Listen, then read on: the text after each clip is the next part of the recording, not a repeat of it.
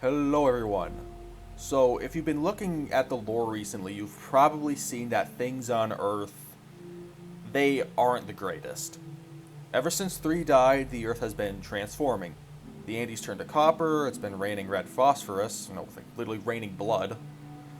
And on top of this, the citizens of the last city aren't really that happy with the Vanguard. They have been stockpiling Guardian weapons, they've been plotting a way to overthrow the Vanguard. The Concordat has been slowly reemerging, and there's also the whole Nightfall Station incident. To explain how we got to this point, we first need to explain how the politics of the city work, though. It's governed by this thing called the Consensus, which was formed at the end of the faction wars.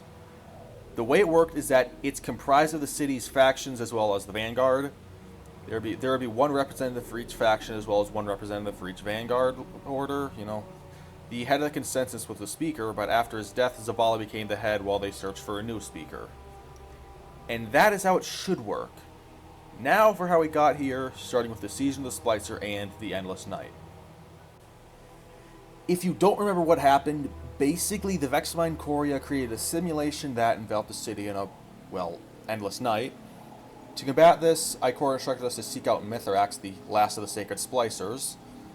We found him on Europa and brought him, as well as the House of Light, to the city, as he helped us get rid of the Endless Night, the citizens of the city weren't happy, which is understandable.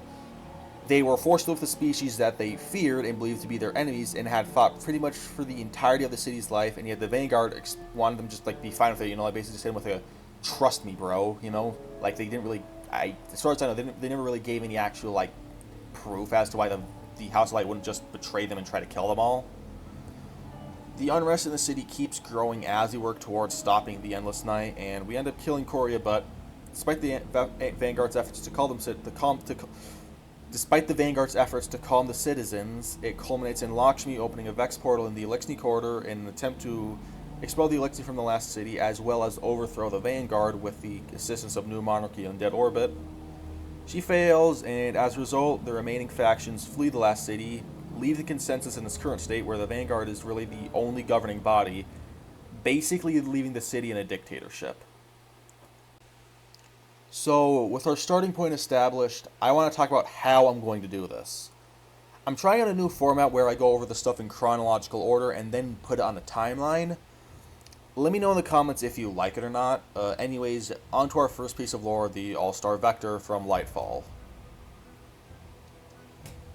You're telling me these skimmers just turned up? Prakesh prods gingerly at one of the boards with his foot. It floats gently in place at the center of the storeroom. A donation for the games, Spider says distractedly. Is that unusual? He grunts displeased and gestures sharply. Ara moves the painting slightly left of its current position, whiling precariously atop his chair. Usually there's a bet involved, Prakesh explains. Or it's official Vanguard merchandise. This almost looks like one of the Neobuna skyboards, though, and the Vanguard wouldn't be passing that around. Well, then it seems we've lucked out this year. The right, Ara. Ara grumbles but obeys, hefting the frame into position. I think that did it, Prakesh says, squinting at the painting. He doesn't see the point of it, a series of splotchy purple flowers along a dirt path, indistinct trees. But Spider is gazing up at it like it's made of pure ether. Your donor leave a name at least? Spider sighs and reaches for a data pad. Let's see. 2 shipments. Personal vehicle, skimmer. Gift to the city. Here. Concordat. Spider looks over at Prakesh, who shrugs. No idea who that is. The Concordat is attempting to return and is trying to win over Guardians by just giving them shit like skimmers. For those of you who don't know what the Concordat is, it was basically an old faction led by someone named Lysander, and they used to be a part of the Consensus, but attempted to overthrow it shortly after the Battle of Twilight Gap, but were stopped by New Monarchy and were promptly exiled. Their current whereabouts, according to the Hidden, are in the wilderness beyond the city. This won't be the last we hear about them, but we've still got more stuff to cover. For the other piece of lore from Lightfall in the entry of Consensus for the rest of us, and the lore book told friends, It says Ikora promised to bring back elections once the witness was defeated. However, with the issue of the echoes and now the whole prophecy of extinction, she has been able to implement them. Without those elections, the citizens have been getting extremely mad with the Vanguard. An example of this would be from the Quad Nihilus 2 lore tab from the Edge of Fate. Omar St. Croix descended a long flight of concrete steps into a heavily fortified bunker beneath the last city. 2 armed redjacks flanked the bottom of the stairway. A hard, wiry man with a scraggly beard perched on a stool behind a glass case filled with knives. "What are you looking for?" he asked. Omar glanced around. The walls of the bunker were lined top to bottom with hundreds of weapons. A beat-up Rat King sidearm, an immaculately refurbished Sweet Business auto, and an original issue two-tailed Fox rocket launcher. Even a Telesto with a big "Do Not Touch" sign hung over it. An SMG. Omar replied in a street drawl honed by years of undercover ops. Something nasty looking. Trying to make an impression? Gotta let him know I mean business. The arms dealer nodded, and he pulled out a compact submachine gun off a nearby rack, checked the chamber, and handed it to Omar. "Don't recognize it," Omar said mildly. "Brand new. The alien lovers in the tower just got him," the dealer smirked. Piggy's always trying to keep the hands out of the people. Piggy's always trying to keep power out of the hands of the people. You know how it is. But we got our ways. "They're not so bad," Omar said, pretending to examine the shotgun. "Took down Gaul, didn't they?" And why was he here in the first place? Trying to steal that piece of junk traveler. The only reason they stopped him was to protect their own asses, their immortality, the dealer sneered. Omar decided not to press. "I guess you got a point. No traveler, no Gaul, no pyramids, no damn Vex sieges," the peddler ranted. "Hell, even the Fallen will be back to wherever they came from. Filthy parasites. We gotta be ready." "Ready for what?" "For us regular people to take this damn city back. The tower thinks they own us, but I'll tell you something. They got a hard lesson coming." So, some citizens are starting to arm themselves to fight against the Vanguard, and they think the Guardians are protecting humanity for purely selfish reasons. Also, the guy's reason for hating them is somewhat similar to the beliefs of the binary/trinary star cult, as they believe that the Traveler either caused the collapse, or knew the darkness was chasing it, and came to Sol to use it as a sacrifice or proxy army. They are partially correct, as the Traveler, did obviously know that the Witness was chasing it. But the reason the Traveler even came to Sol in the first place was that it was seeking the Nine for some currently unknown reason. Anyways, this could mean that they'll be relevant in the future, especially since, Bale had read one of their texts, and that caused him to view pain as a good thing, which, according to him, led him to discover the darkness. Speaking of Bale, obviously, we've got to mention him. He hates the Guardians and the Vanguard for multiple reasons, but the main one being his mother forgetting him once he got rezzed. That caused him to view the Guardians as basically like puppets of the light, and the Vanguard as a sort of dictatorship, which he's actually kind of right about, honestly. But that's besides the point. What I'm trying to say is that the unrest of the last city is already starting to affect things. He and the whole Nightfall Station incident of that's all like a byproduct of that. But he also had an effect on the city too, as seen in the Deimos of Fusion lore tab from Renegades. "I dare you to lick it." You lick it." "No one is licking this," Novi declared. She looked between her little brother Sunder and their Elixni friend Fixus with a practiced expression of grown-up disgust. She grabbed the grenade and slung it with all her might at the lake, hoping to see it skip across the placid surface of the water. It sank with a giant anticlimactic plop. "Aw, you wasted it," Fixus complained. The surface of the lake shook as an immense column of water shot into the air. Particles of strand rained down, twining together to form small green creatures. "Run. Run!" Novi screamed. The threadlings closed in, poised to explode, when suddenly the arms of a hunter reached around to shield them. There were 3 shots, then silence. Novi opened one eye to see a ghost hovering in front of her. "What were you doing with a grenade?" he cried. The children exchanged terrified, guilty looks. "You're not in trouble," the hunter prodded gently, his amber eyes trained on them. We traded a kid at school for it," Fixus admitted. He stole it from his dad." "No takebacks," Sunder offered solemnly. "For a rare guardian weapon, that must have been some trade." Novi hesitated and then said quietly, "We gave him some stasis stuff we found at home, but lots of parents have been collecting things, guardian things too. For protection. I heard some Alexian talking," Fixus mumbled. "Yeah, after the man said he'd come to the city at nightfall," Sunder said and puffed her chest. "But I'm not afraid of the dark.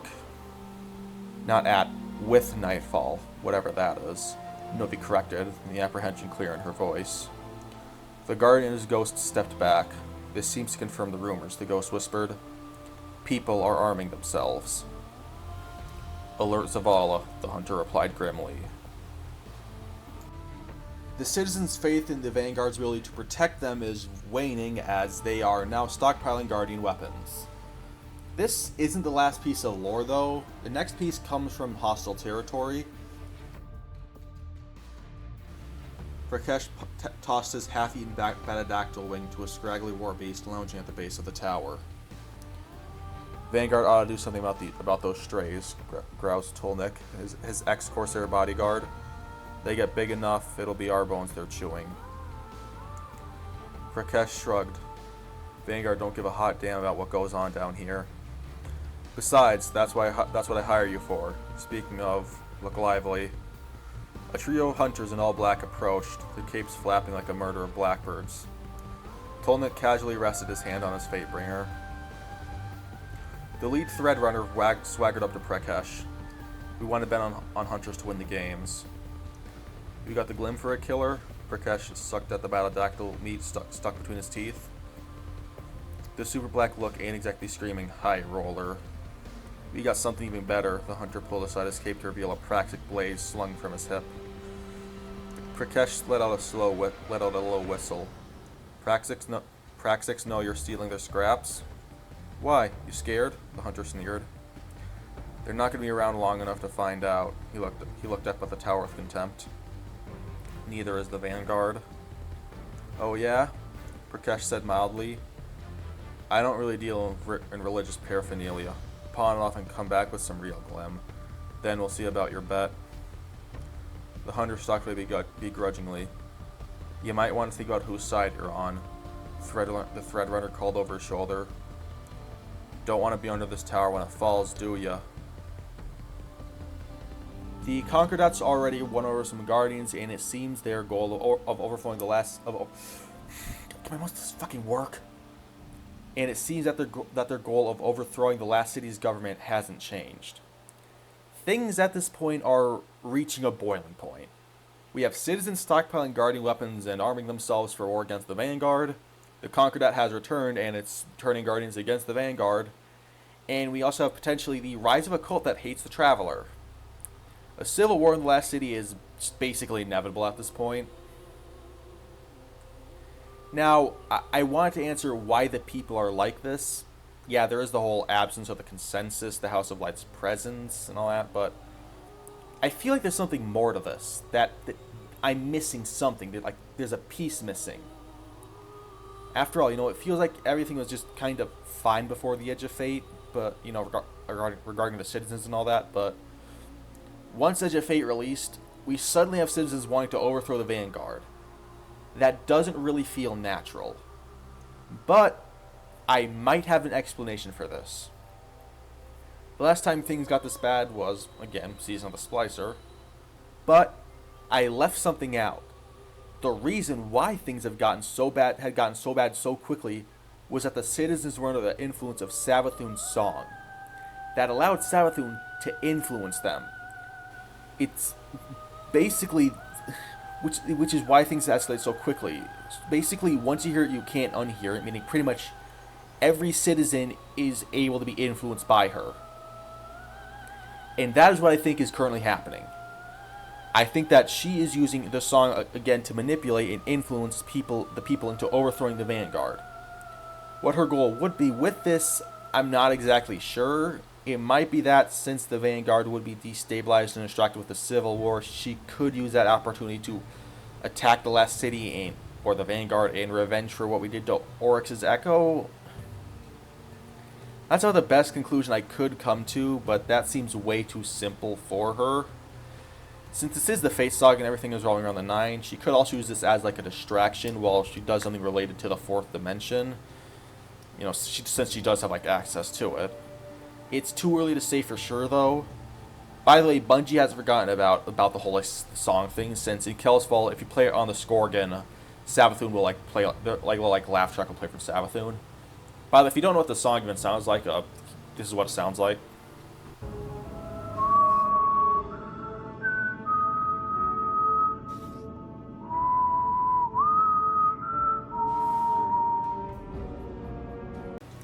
Another thing I want to answer is how this will play out. This, to me, feels like it would be a Destiny 3 campaign, if anything, since I'm assuming that everything would be reset and nothing will carry over like when Destiny 2 launched. This does seem like this could be the story reason as to why, as we wouldn't have access to we would lose access to all our vaults, since we'd be forced to flee the last city. I've also got to talk about where the new social space would be, since we would be leaving Earth. Where would we even go? I personally assume it'd be on Kepler, since they've already got the House of Exile there, so we've already got a place where the House of Light could live. Plus, it just seems like that they'd be a lot friendlier to the idea of the Vanguard being there than Neomuna.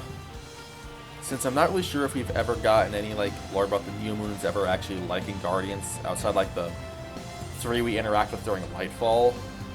Plus, nobody even actually really likes Neomun in the first place, and I'm pretty sure Bungie knows that. So this could just be how we.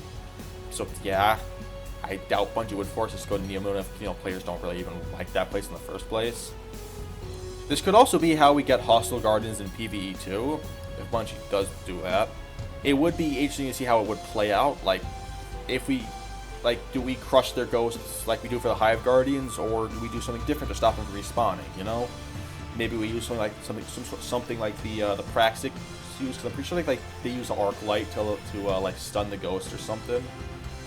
I don't know. Don't quote me on that. I don't remember 100% for sure. But anyways, that's kind of all I have for you in this video. I know this one kind of probably seems like a little disjointed and rambly a bit, especially in that ending portion after I listed all the lore. But this was an interesting topic that I kind of just wanted to cover, so that's kind of why.